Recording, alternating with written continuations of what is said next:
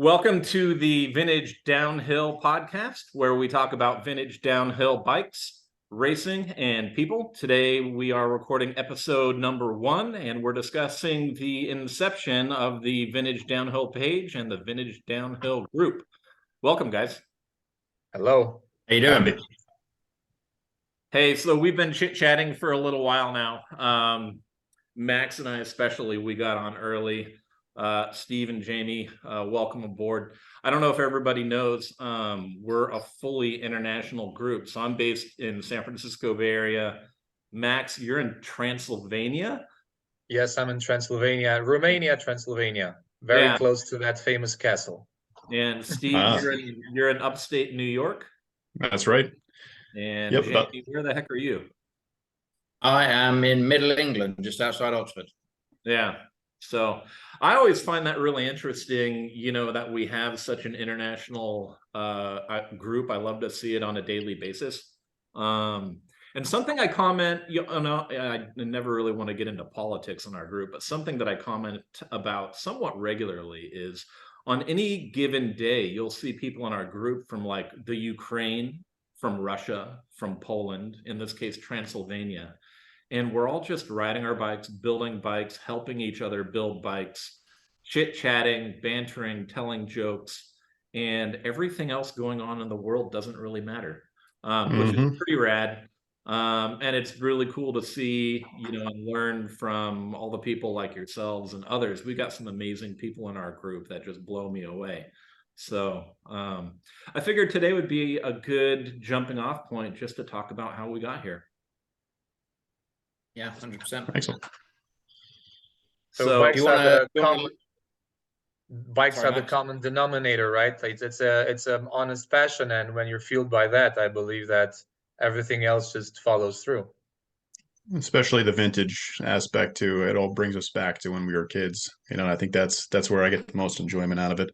And they're simple too. It's not like you're working on a car or anything. It's simple. It's attainable. It's real. Yeah. Yeah, I was on a podcast the other day with some friends, the Cycle Jerks, and it came up that these guys both. One of the guys owns a bike shop, and one of the guys is a sales guy for Giant. And the guy that owns the bike shop was like, it's really important that the world has bike mechanics, and more people learned how to become bike mechanics. And basically, it's like, Chuck, what do you think about that? I'm like, yeah. Bike mechanics, it's not rocket science, but it did invent the airplane. And there's a lot of value to that. I mean, it may not be rocket science, but like a lot of people I know have taken, learning bicycle mechanics and parlayed that into all kinds of things. So it can That's what I wanted to say. That I know people that who started with working on their bike, and then they turned to cars and whatnot, and now they turn their life around, but somehow starting with bicycles. Mm-hmm. Well, the funny thing is, I had a guy in this week in store, and he's a Jamie froze up. Oh. First party foul. He'll come around. Our headset preload worked. Hey, you froze up, dude. Oh. No idea. I was just saying, I had a guy in this week, we say it's not rocket science, but he's an ex-army tank engineer. So he can, rebuild a Chieftain tank. And he had zero concept, even when I explained to him how a star nut in a fork steerer tube worked. He thought just tightening the cap was enough. He didn't understand the wedge underneath in the carbon tube and stuff like that. So even, we say it's not rocket science, but somebody that's such a specialist engineer in such a specialist field, and they can't get what we regard as one of the most basic fundamental parts of assembling a bike and keeping play out of your headset. Yeah. So it for sure wasn't somebody like Alan Millyard, because you talked about tanks and how the Millyard bikes have this technology from the tanks applied to bicycles. So it wasn't for sure Alan Millyard. Wasn't Alan, no. Definitely wasn't Alan. Was Millyard a military engineer or anything? Did he have a background in military? I don't know what his background is. I mean, Alan's been making bikes for years. So his son's been racing bikes on homemade bikes and frames for years and years, maybe 15 plus years. Yeah. And they're always, amazing machines, brilliant bikes. They work really well thought out. And there's always a new one coming through from him as well. Does he actually? But he's doing Kawasaki V12s, actually. That's his thing. That's why he's famous for. Doing Kawasaki V12s. He's got one bike with a Dodge Viper V10 on it, I think. Yeah. I have seen that bike, and it is something else. Dude, I mean, just a little bit of overkill. Yeah. How do you fit that? I don't. Is there such a thing as overkill coming from an American? Yeah. Good. Fair point. Carroll Shelby, I think, said there's no such thing as too much horsepower, just too little traction. Absolutely. There you go. You see the guys, not to get into cars, you see the guys dropping Hellcat engines into Miata chassis. Oh, dude, same concept. Yep. Okay. Yeah. But does Millyard actually sell anything, or is it just like he's building stuff to tinker on? I think it's just project stuff, and it goes in the magazine and everybody sees it. It gets raved about, and then you don't really hear anything of it for a year, 18 months, and then there's something new that comes out, or even maybe 2-3 years later, something else comes out, and it's again revolutionary, and Alan's back in the news again. So it's kind of a cool story. I wish I could weld. My wife's already asking when we're going to wrap up. We're doing a family trip a little bit later today down to San Jose. So I thought it'd be interesting to talk about, how we got here. So the Vintage Downhill Mountain Bike Group, we're right at 24,000 members right now. And then prior to the Vintage Downhill Mountain Bike Group, we had the Vintage Downhill Mountain Bike page, which was basically just me like curating stuff and sharing it. And, people really wanted to collaborate. It became obvious that people wanted to collaborate and sell and chit chat and banter. I was mentioning before we started recording Maximilian Peter Werner, our friend from Finland, Russia, Finland, Chile, Finland or Chile. Yeah, it's really fun when you talk to people live. Like, there's some crazy accents. Like, homeboys, he's Russian, Finland, Chilean. But I remember back before we started the group, he really wanted to sell his Lobo, and like just had so many requests that I'm like, okay, we got to make this collaborative somehow, and that's where that kind of the group came from. Before the group, we had the page, and the page came about from me and Max talking about Intense M1s on another vintage on another vintage mountain bike group that like had a cutoff of like 1996 or something, and the guy that ran the group didn't know what we were talking about. We had this super long conversation going. A very good conversation, I might add. And you and I totally didn't know each other. Like, I barely even recognized your name. I'm like, there's a lot of syllables there. That guy knows his stuff. Right? And we were talking about the history of Intense M1s, and like we got down to like the pivot size. The main pivot was like the differentiating factor between like the 96 and the 97 or something. And this dude on this other page didn't know what we're doing and just deleted the whole thing. I'm like, because that's what you do as an admin. Kill people's dreams. Kill people's dreams. Absolutely. Yeah. We have been accused of that. I know. True story. Even today, dude, like I tried to make it as extremely like as open and lax as possible. And I think no matter what you do, when you have 24,000 people, not everybody's going to agree, but I think we do okay. Yeah. Oh, yeah. Piss someone off somewhere in the world. Yeah. I think a group is good when you have quality talks, obviously, but when it's spam free first and foremost, and when you have some freedom of speech. Because if you try to barrier people with whatever they want to say, then I think then that's when you lose. And this is why it's obvious that we're doing okay, considering that it's so many people in our group. There are so many people in our group, so somehow it works. Dude, and I'm blown away. I mean, just your present company, you guys know so much and have such amazing collections, and I'm constantly like humbled. That was also part of the group, was I had to realize I don't know everything. And that was like something I learned from that other group, as even though maybe I created this thing, I don't know everything. Like, and you guys constantly humble me.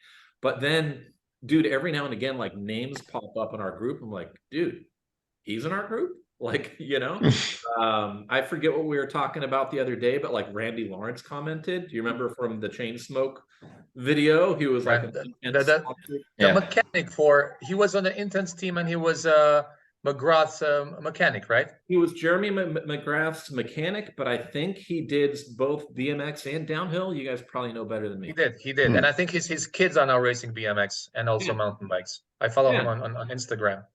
And I posted a couple of years ago, I posted a very early prototype Intense M1, kind of like the one that you just got done building, Jamie, maybe just after that, but somebody had turned it into a fat bike. And that one. Yeah, so it was like a McPherson Strut Intense M1 that somebody had turned into a fat bike. I can't remember. I found it on a Volvo forum. So it was like on turbo brakes. Right, because I like old Volvos, and I saw this Intense M1 fat bike on turbo bricks, and I posted it to our group, and Jeff Stieber commented. He's like, dude, that's a prototype from like 1995 that got stolen from my shop. I'm like, do you want it back? He's like, no, this is awesome. I believe that's the biggest value of this group, and I think it's the biggest value of our sport, because you said earlier that you feel humbled. I don't think that it's not a race, but I don't think that anybody else feels more humbled than me to be in this context, because 25 years ago I was this kid here in Eastern Europe who started his passion with mountain biking, and I tried to absorb all the information, and my friends laughed at me because they said it's so lame, nobody cared about that. And then I got to progress in the sport and also go to events and step by step meet my heroes. And what the nice thing about this sport, the nicest thing, the best thing by far, is that it's still small enough that to make our stars approachable. And when you're just somebody from the street and you get to talk to your hero, and your hero acknowledges you, and he talks to you like an equal, there is no bigger worth than that. And now things come full circle for me, being in this group of admins, and also in this group on Facebook, and seeing, like you say, all those names, and I feel like, oh wow, it's been a while, but it's been worth it. And this is the best thing in the world. Like, this is why I love this sport so much, because you can talk to everybody and anybody, and most of the times they will be true to you, and they will be nice to you, and I can't just find my words to describe how good it is. Well, I think it's testament as well to the fact that the page is there. We don't charge people, we don't have it spammed with adverts, and I think to pay for the page to happen, that's testament to the passion that you guys and I've got to the page. We spend this time doing this for everybody, and I think that's the other thing that is great, is that there's so many people on the page that are just there purely out of passion, if nothing else, and just a love for the same things we. And they haven't gotten tired of it yet. I mean, we started this, if I remember right, I started the group on November 27th of 2017, and people haven't gotten bored of it yet. I was thinking at some point we would run out of old bikes to talk about, but that totally hasn't happened. The sheer amount of content and knowledge and information that people have and accumulated over the years of the vintage aspect of these bikes is incredible. Coming from a collector before Facebook, I mean, like I've been collecting bikes for the past 20 something odd years, and buying and selling, and you think that you got a pretty good handle on what's out there and what you've seen and what's not and what and then you join a page like this, and all of a sudden your mind just is blown, like, here, like, what's this, I've never seen this before, what's going on, and you realize that you're just a little guy in a big world full of vintage bikes. And especially, and that's awesome, right? That's awesome. It's one of the greatest, it's one of the coolest feelings, right? Just realizing how much you don't know and how much more there is to explore. Especially you, Steve, you have such a passion for Foes mountain bikes, and Foes being a small manufacturer. they would do like small little projects, and you'd see like a Foes Weasel or Foes LTS that had a front section that like, wait a minute, where did that come from? And it might have been like a production run of 50 that Brent did on a whim and like sent to Japan or something, right? So like that one in your background, I'm not sure how common that one is. Yeah, from my understanding, again, I've heard Brent comment a couple times that maybe there was 100 or 200 of the frames produced, and I think the majority of them ended up over in Japan. Some people have referred to it as a prototype bike, but I think it went into like a small production of about a couple hundred. But yeah, that's the first generation Zigzag. Yeah, I was actually talking to Danny at Foes the other day. He's their marketing guy, and he's on our page. And he's like, it kind of seems like Foes might be the most popular bike in your group. I'm like, we might be biased just a little bit, at least me and Steve. A little bit. Yeah. Well, I've got a love for Foes as well. So yeah, I've had a few. I don't know how many I've had, maybe a half a dozen or so. But dude, you meet, and Max, you were talking about the approachability of these people. You meet Brent Foes. I mean, he's just a humble, soft-spoken dude. He's a builder at heart, right? So you remember he got his background building off-road race trucks. And, you can see that he's built, hot rods and custom cars in the past. And I think he got into bikes kind of by happenstance. He just decided he was going to build one day. And at heart, he's a builder, and he doesn't have a big ego. He just builds the solid, the most solid product he can. And anybody that's owned one, I think you can see that in the construction. So I've had. Isn't this interesting that it applies to other people as well? Like, I believe Jeff Stieber wasn't necessarily a mountain biker when he began his company. And I think John Parker from Yeti as well, he wasn't necessarily a mountain bike dude. But I think mountain biking was cool enough back then in the early 90s for people such like them to pop up into the sport and just try their luck and just see where things are these days. I don't know if I'm right with this or not, but it was. Yeah, I get the feeling that Jeff Stieber is some kind of like artist at heart. I think he builds custom guitars. And he kind of has that rock star persona. He's definitely got an aesthetic. He's got an artistic capability, but clearly he knows how to build stuff. I mean, he's a welder, right? Yeah. He builds all their prototypes. It's interesting to see where a lot of these brands come from, because a brand like Foes that's held in such high regard or even or intense. I've stayed around Brent's house plenty of times, with his wife Laurie up in the roof of their sort of 2-story, and the garage in the back garden is where Foes started life. And when I first started going around there, 2007, 2008, there would be all these old prototypes in the back of the garage. The Leaf Spring bike was in there. There was various bikes in there, and they were just sat there, not cast aside, but because Brent made them with his hands, they had no intrinsic value to him. It was something he tried, something that didn't work, and it just stayed there. We're lucky that they still exist and they weren't just scrapped at the time because they were worthless. But it's cool to see the beginnings of a bike brand, and just everything around sort of small frame production starts life in many ways the same way, just with a guy with a passion.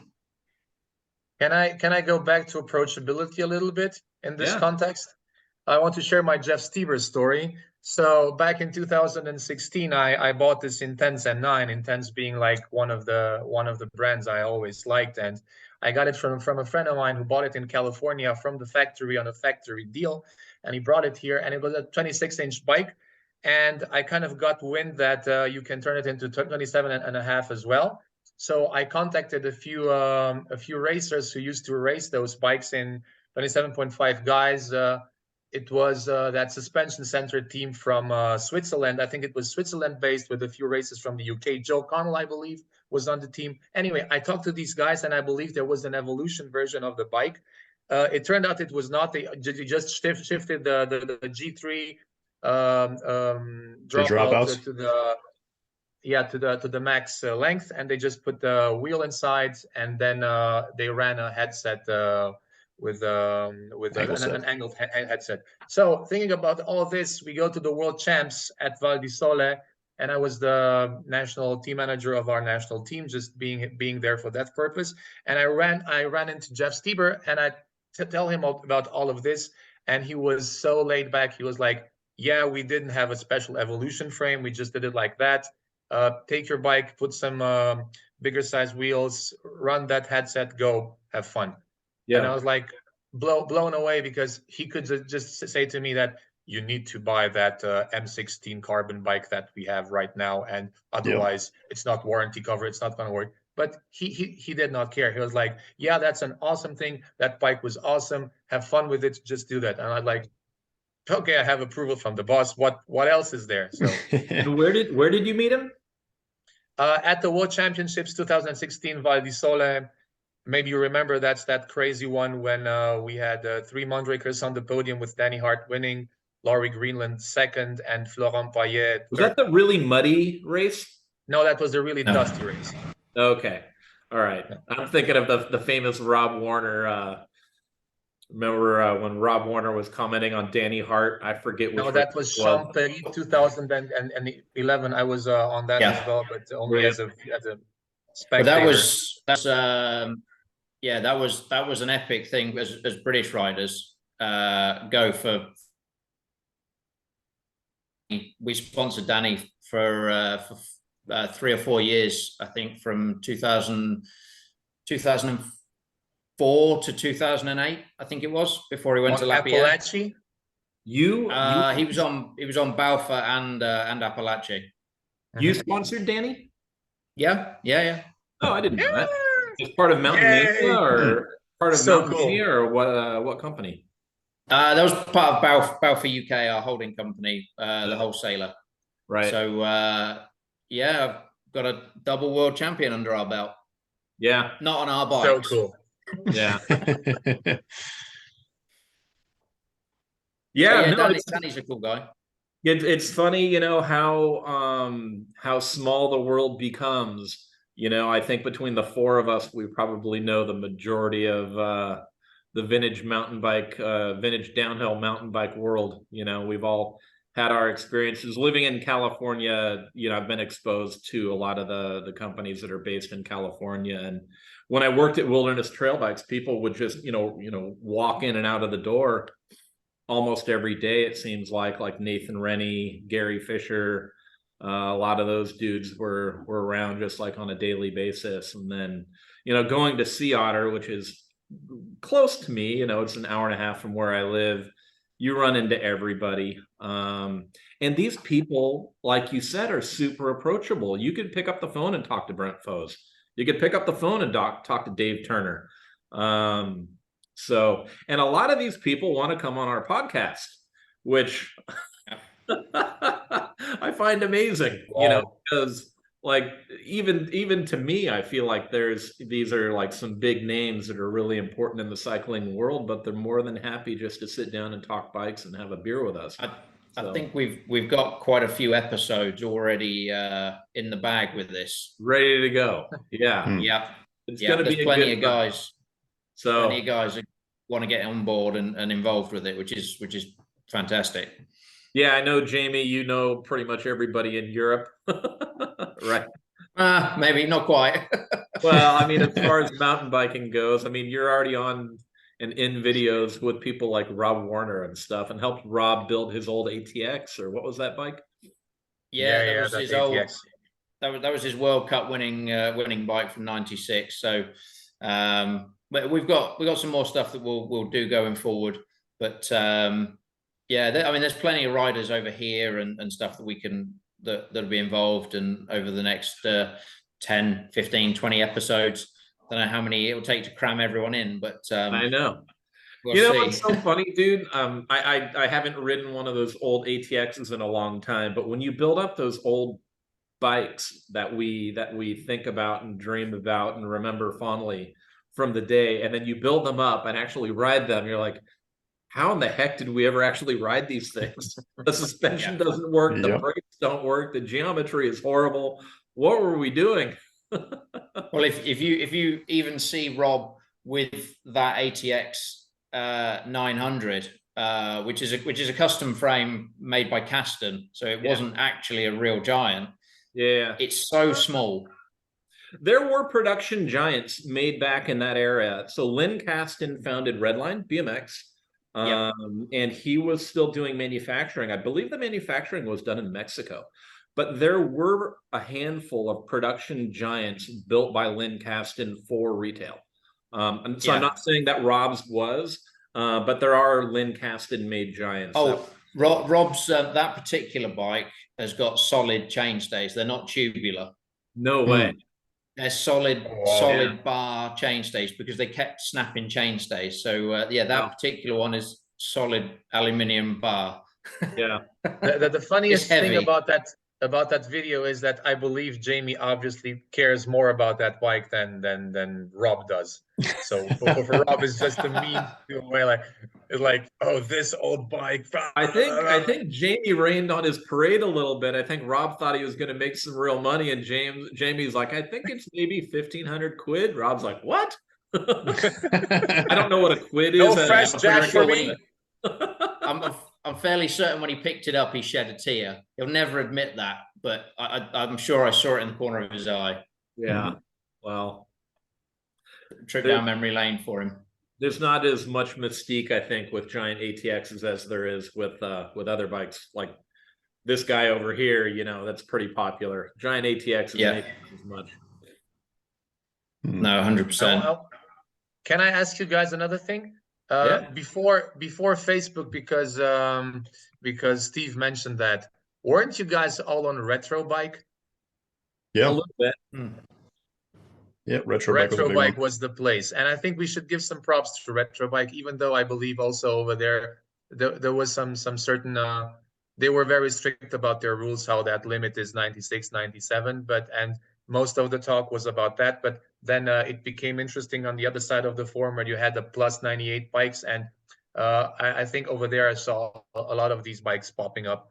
But I think Retro Bike has done pretty much a few very good things for the retro community, obviously, and I think they deserve kudos and respect.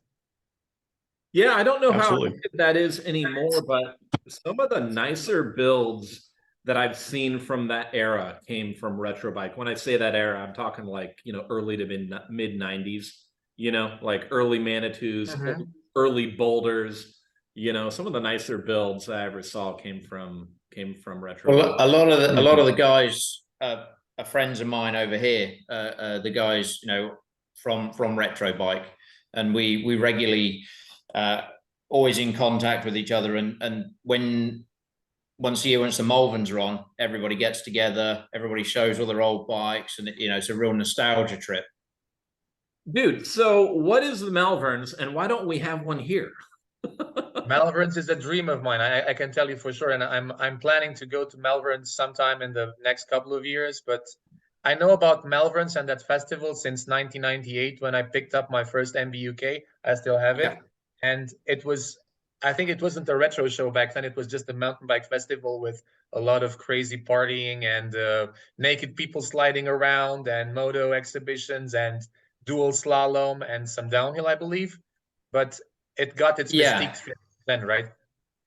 Yeah, Malverns was just a typical British mountain bike festival, but it was the big one. And it ran for, I don't know what it was, 8-10 years, up until 98, when everything got a bit too wild and needed to be pulled back. And then there wasn't really anything that catered for what we're into in the vintage community until Cy Payton, again, a good friend of mine's, run race series over here, big part of Descent World as well. Hats off to Cy Payton. Yeah, and done a lot for Pink Bike over the years and stuff like that as well. And he came up with the concept of bringing the Malverns back. And obviously 2018, it came back and fantastic for retro. The thing that it did was it opened everybody's eyes to just how popular this stuff is, because all of a sudden these bikes, which, came in their hundreds and hundreds of just legendary bikes that you hadn't seen in years, were suddenly all in a field together with like-minded people, and it created just a fantastic group of people and an event, a fantastic atmosphere. So now, is it retro focused?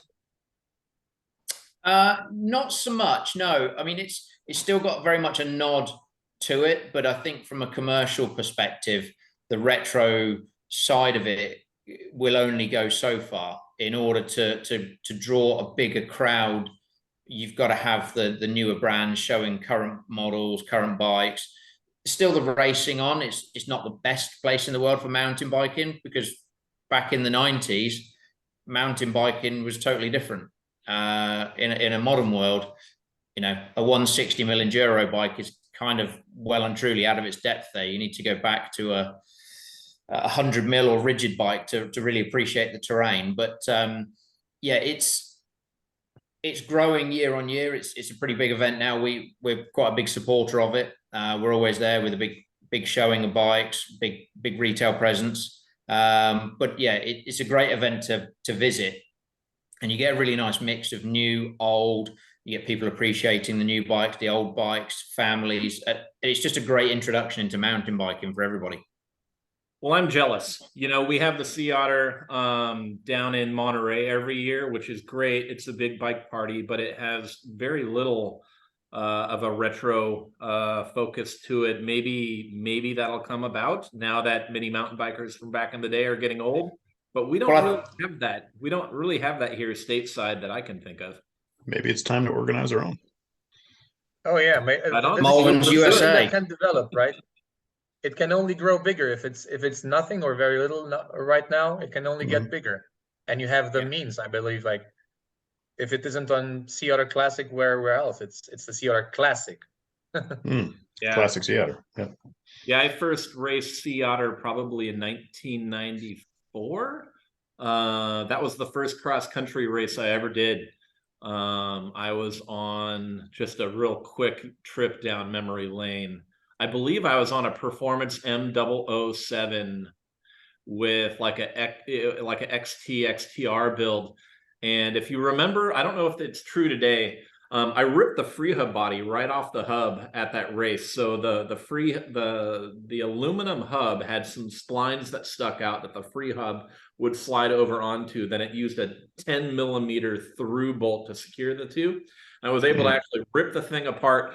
Probably the only positive thing I'll ever say about Specialized, because like they're the one brand that we are allowed to pick on, was I went to the Specialized tent and I was like totally self-supported. I had just ripped my rear hub apart, and I went to the Specialized tent and just brought them my bike, and they're like, dude, no problem. They put a wheel on my bike and I was able to race. They're not other than bad. that, I don't have many nice things to say about Specialized. No. Yeah. Anybody want to add to that? I believe Specialized do great bicycles. They're not a company I look up to, but they really do make good bicycles. So they have some of the best engineers. They have some of the best engineers in the world. They just suck up the engineers. Like the guy that created the Marinovative Cheap Trick brake, which predated the V brake by like several years. I think his name is Paul. He works at Specialized. Alex Pong, who created that crazy, the Pong bike, the Cannondale, the crazy Super V 4000. Yeah, the CNC kind of swing arm suspension bike. He works for Specialized. So they just suck. Peter Denk works for Specialized, right? Pardon me? Peter Denk works for Specialized. He's this engineer who did the work for GT and Cannondale, and also for Scott before that. He's the guy responsible for all the pull shock, you know? Yeah. Oh. I think it's Peter Denk and Thomas Eberspacher, and I believe Thomas Eberspacher used to have the Eberminator brand of forks, but I'm not very. I think they had a brand together in Germany. I'm not very sure about that, but Peter Denk for sure is one of the engineers who did a lot of mainstream work for the big companies, just like I said, for Cannondale, GT, for Scott before that. And I know he works for Specialized these days. Yeah, they really do have great engineering. And other than that, I think Mike Sinyard has some interesting business practices. Yeah, I mean, specialized, one of the big powerhouses, right? We're responsible for closing doors on some of the smaller businesses, which we regret. Yep. Yeah, so guys, in preparation for putting together this podcast, which just kind of happened this week, I think between the five of us, or four of us, excuse me, we've reached out to a handful of industry companies and people notable to the vintage downhill mountain bike community, and we have a large number of people that want to join us to talk about vintage downhill mountain bikes and vintage downhill mountain bike racing, and maybe have a beer with us. And so I'd love to continue this and maybe do something, somewhat regularly, once a week or every other week, and introduce more people to history of the sport, and maybe even provide some information that not everybody already knows about. So I think it'll be a lot of fun. Yeah, sounds great, Chuck. Sounds awesome. I would also like to add that we're missing a member of our admin group. Yep. It's Lars, Yep. who has some things to do at home, or I think he couldn't make it. But I think it's good that we should have him here with us. Yeah, it's really hard, being truly international. Lars is in Norway, and he's a very busy guy. I mean, we all have day jobs. He's a teacher and a father and a husband. And I'm not sure what he's doing right now, but it's really hard having people spread apart geographically. I mean, I'm in California where it's 9 a.m. And what time is it where you are, Max? 7 or 8 p.m. It's 20:27, so it's 8:27 p.m. Yeah, so scheduling is really hard. I'm not sure how often we're going to be able to get all five of us together. As much as I want to, we should try and do that. But it'll probably be a little bit of a rotating lineup to some extent, and we all have our own specialties and focus areas. Like Steve is one of the most knowledgeable guys when it comes to Foes mountain bikes, for example. But yeah, I think we have a lot of good things in store. We already have many people within the industry that are happy to sit down and talk with us, and it'll be really interesting to share with the community and get some feedback and see where this goes. Yeah, definitely. No, I think it's a good thing. It's a different thing to just having a forum. You can put voices to faces to names on a forum, and it's just going to give a new dynamic. And it'd be good to get post up, week beforehand, who's coming on and stuff like that, and then from that we can get some questions from the group members that they want to answer. Yeah, excellent. And get asked. Awesome. And that, because the group is so massive and diverse, there's going to be a lot of stuff that we don't think of, that if the question was asked 2 days after the podcast, you'd be thinking, damn, why didn't I answer that? Why didn't I ask it? I know. Yeah, so right now I don't have the technology to do a live Q&A. And in the future we can do that. But yeah, if we post up within the group that, hey, we're going to be talking to such and such guy, and get questions in advance, we can do that now. Yeah, that's what I mean. We'll be testing the technology as we go to be able to do live Q&A, have comments happening during live streams. I know this technology exists, but I'm brand new to it, so I'm still learning. No, it sounds good. Gentlemen, thank you so much. This has been enjoyable. I don't know why we haven't done it sooner. I've been thinking for a long time that it'd be a lot of fun to have, conversations with people within our group. I mean, if you scroll down through the members list of our group, you're going to see some names that you're like, wait a minute, he's in our group? Like big names. So we see the people that join, don't we? We see the names of people that come and join the group, but not everybody does unless you go searching for it. So we see them like, okay, yeah, cool. And then until they post something, they're like silent sleepers. Every now and again a comment will come in. Yeah. And it's cool. It's nice. Yeah. So, okay, let's wrap this one up. I think this was a great episode number 1 of the Vintage Downhill Mountain Bike Podcast. Really enjoyed talking with you guys and look forward to doing it again. Yeah, definitely. Likewise. Good to catch up with you Absolutely. guys.